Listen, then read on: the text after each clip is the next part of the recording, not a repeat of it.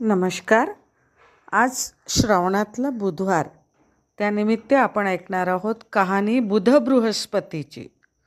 आटपाट नगर होतं. तिथं एक राजा राहत होता.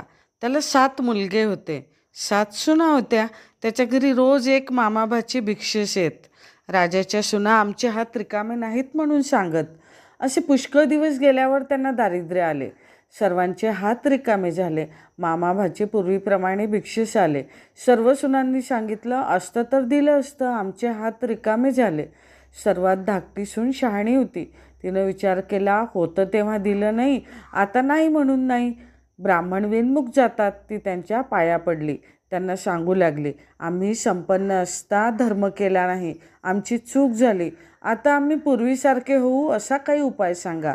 ते म्हणाले, श्रावण मासी दर बुधवारी आणि बृहस्पतिवारी जेवायला ब्राह्मण सांगावा.